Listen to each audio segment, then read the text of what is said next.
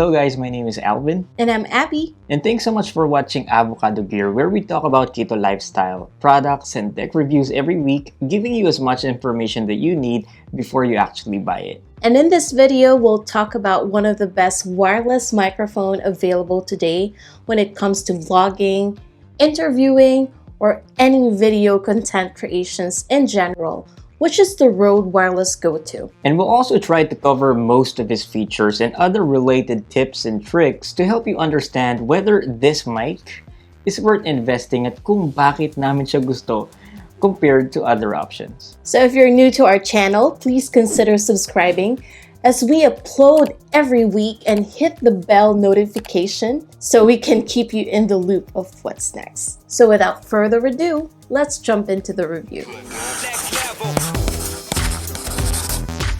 So this is the Rode Wireless Go-To. It's basically a dual-channel wireless microphone system packed with huge features. It has a built-in clip attachment, so you can attach the mic on almost anywhere conveniently. Pero mostly ginagamit namin siya sa shirt. You know guys, as you can see, ginagamit namin siya sa shirts namin.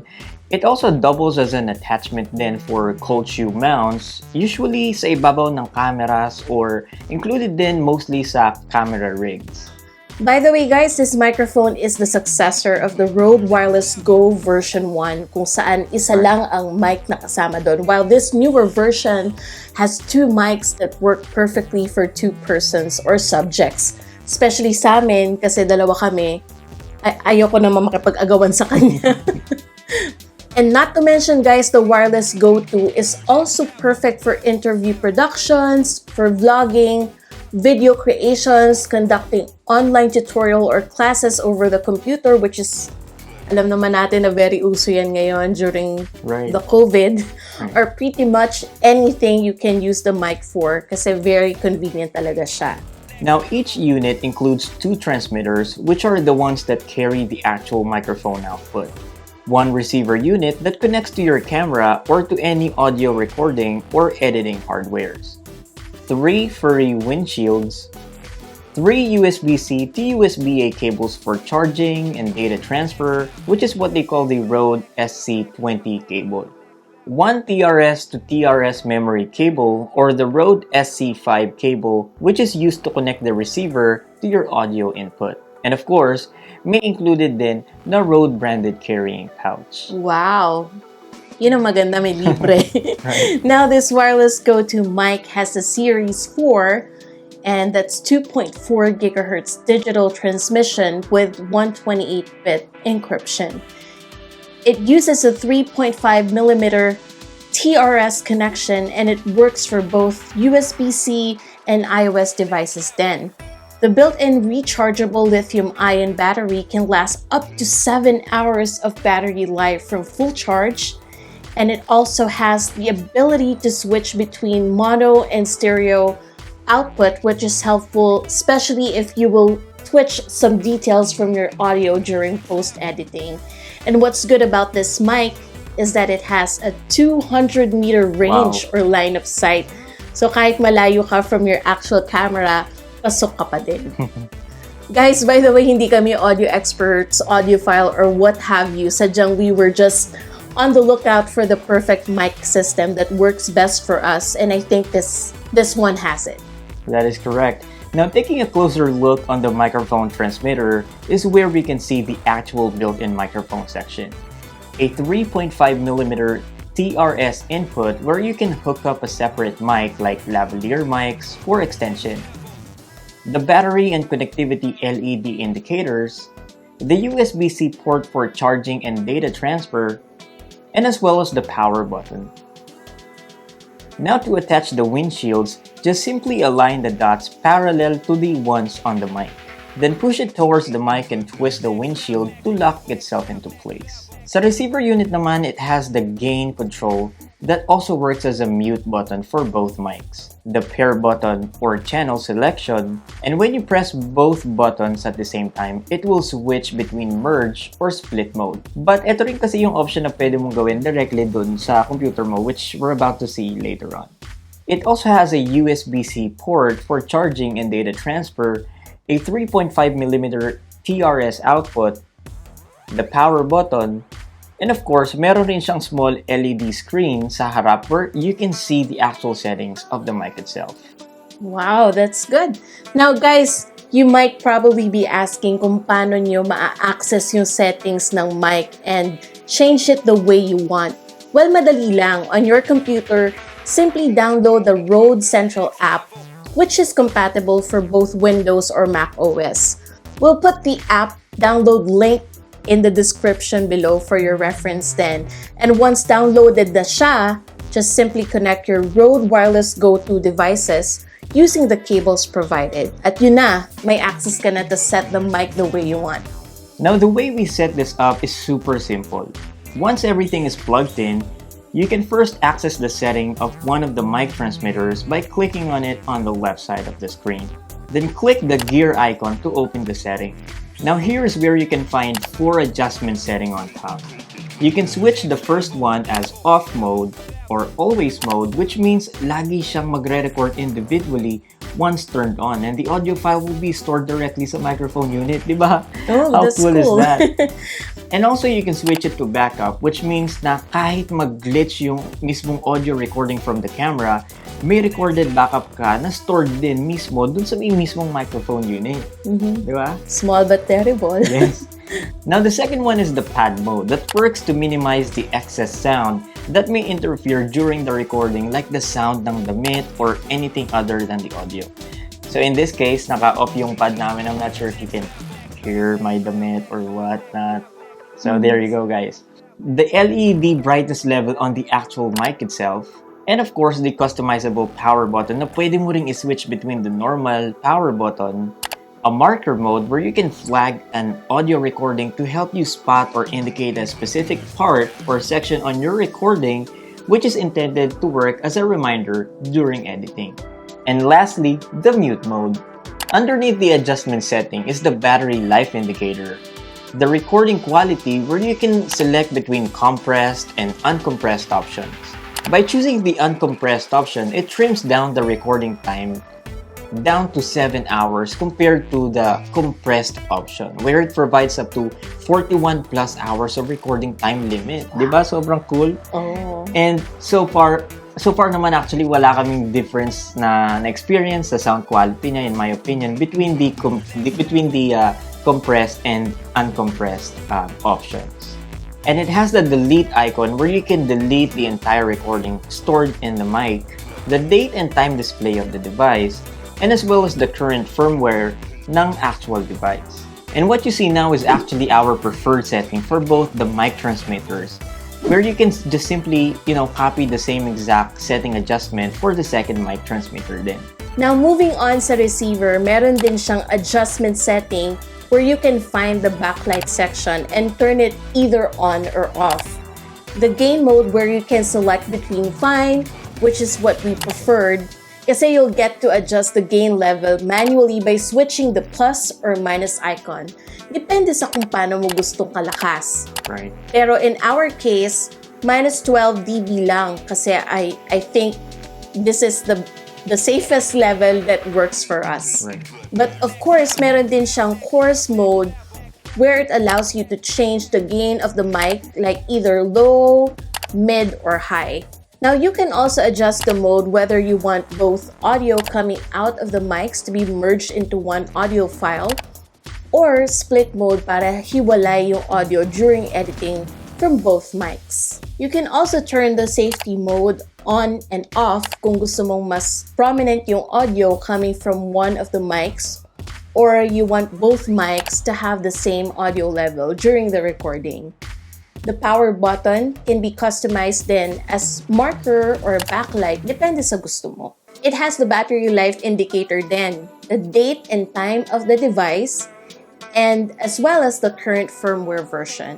Now, once everything is all set, you can now detach the mic system off of your computer and you're ready to go. Now to connect the mic onto your camera, just simply plug the TRS to TRS cable provided from the receiver and into your camera. Turn on the receiver by holding the power button for about 4 to 5 seconds. And do the same thing on both mics, then you're good to go. So once you hit the record on your camera, it will automatically use the Rode Wireless Go 2 as the main mic source for the video that is being recorded. Wow, that's cool. So now guys, let's try to do some quick audio tests outside to see how well it can hold up in a large or small crowded environment. Sakto kasi gusto rin namin mag-coffee, so let's head outside and hear how the mics would sound like nang may istorbong environment. Tara, let's go. Let's go! Alright. So guys, papunta ngayon kami sa coffee shop. So let's go. Let's try the mic. Ang kalat ng sasakyan, nakita nyo guys. Ang kalat, sobrang dami kalat. Let's go.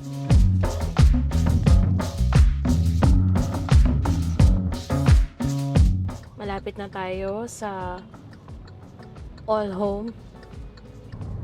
Yan, dyan tayo pupunta. Punta tayo sa coffee project.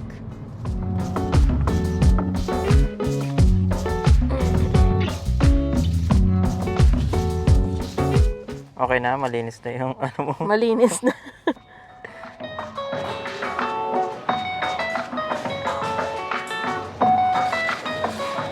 Thank you.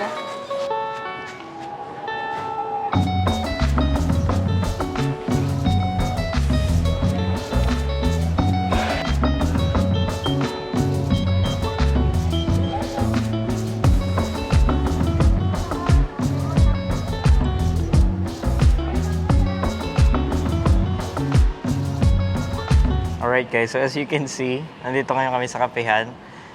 We're not sure kung paano siya naka-face mask pa ako.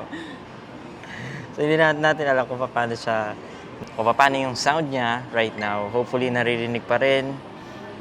Naka-face mask ako at naka-face shield din ako. So try natin itong tanggalin. We'll try to take this out. So this is how it sounds like without the face mask and face shield. And I'm using just the normal volume tone, guys, by the way. Medyo very busy dito. Maraming tao. Unlike what we expect. Kasi kala namin pag bumabagyo, wala masyadong tao. Pero maraming tao ngayon dito sa coffee project. Maraming gustong mag-take advantage ng weekend. Just like all of us. Maybe kayo rin, nasa kapihan ngayon. Okay guys, so right now, I'm about 6 feet away from the camera. Suot ko yung Rode mic. So alam ko naman na naririnig nyo pa rin ako, pero I just don't know how it sounds at the moment. So pupunta ako about 70 feet away and let's see how it sounds like. So ayan. Nandito ngayon tayo sa entrance, papunta ng All Home.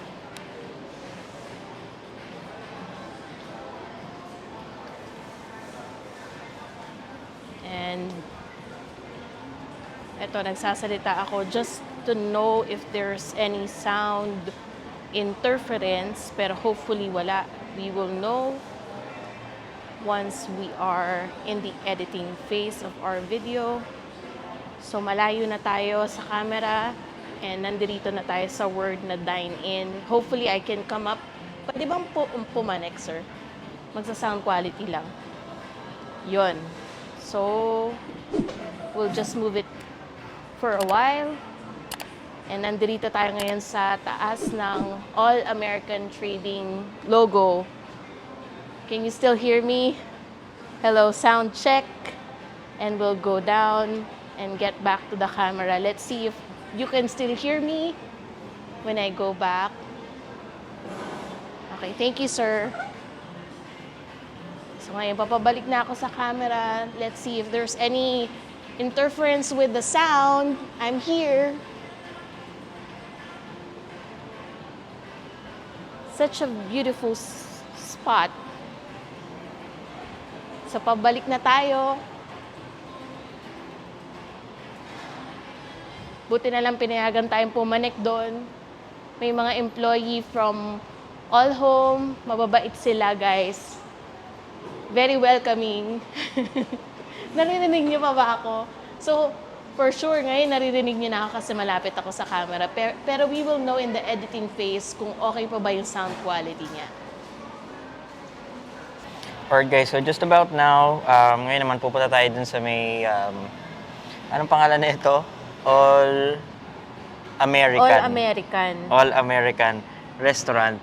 Bibili ako ng chicken kasi ulam rin ng mga bata. Pag-uwi namin, as you can see guys, lumabas kami, hindi kami nakaluto. So ngayon naman, bibili kami ng food nila para meron silang dinner. One-stop shop talaga dito kasi meron ng kapihan. And mind you guys, masarap din talaga yung coffee nila. Tapos meron silang All-American dun. Para siyang SNR no? Dun. Right. Masarap din yung food nila. Tapos meron din dito mga magagandang mga home peripherals, mga ganon. Tsaka meron ding grocery. Right. Okay, so tara guys. Samahan niyo ako, bili ako. Alright guys, so ito siya. Yun.